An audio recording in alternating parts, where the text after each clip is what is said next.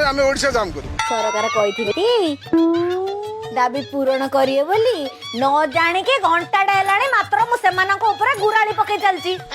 ସାରଙ୍କ ପାଖକୁ ମାନେ ଆମର ସରକାରଙ୍କ ପାଖକୁ ଯେତେବେଳେ ଆମ ଡ୍ରାଇଭର ଭାଇ ମାନେ ମିଶିକି ଭଦ୍ରାମୀ ସହକାରେ ଆସିକି ଆଜ୍ଞା ଏଇଟା କରିଦିଅନ୍ତୁ ମାତ୍ର ହାତ ଗୋଡ଼ ଯୋଡ଼ିକି ରିକ୍ୱେଷ୍ଟ କଲେ ସେତେବେଳେ ଯେହେତୁ ଇଲେକ୍ସନ ଥିଲା ଏମାନଙ୍କୁ ବୁଝେଇ ସୁଝେଇ ମିଛ ସତ କହି ତାଙ୍କେ ତାଙ୍କ ଘରକୁ ପଠେଇଦେଲେ। ତାପରେ ଯେମିତି ଇଲେକ୍ସନ ସରିଗଲା ତୁ କିଏ ନା ମୁଁ କିଏ ଏ ଭାଇ ଯା 5 ବର୍ଷ ପରେ ଏକା ଦେଖା ଦେଖି ଏବେ ଭାଇ ମାନେ ଆସିକି ନିଜର ହକ୍ ମାଗିଲେ ଭଲରେ ଶୁଣିଲାନି ଏବେ ଭେଲରେ ଶୁଣ।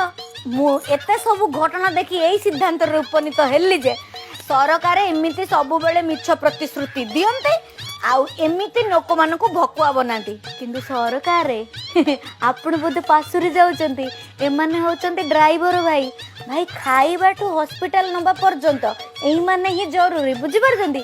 ଛାଡ଼ିବେନି ପୁଣି ଆଇବେ ମାତ୍ର ଏଥର ଖାଇବେ ନା ଅଲଗା ଲେବୁଲର ଆଇବେ। ତମେ ସମ୍ଭାଳିବ ଭାଇ ମୋର କିଣ ଯାଇଛି ମୁଁ ଚେତେଇବା କଥା ଚେତେଇଦେଲି ଏବେ ଠେଙ୍ଗା ନେଇକି ଯାଇଥିଲେ ପରେ ଆଉ କିଣ ନେଇକି ଆସିବେ ତମେ ବୁଝିବ ଭାଇ ତମ କଥା ତମେ ବୁଝ।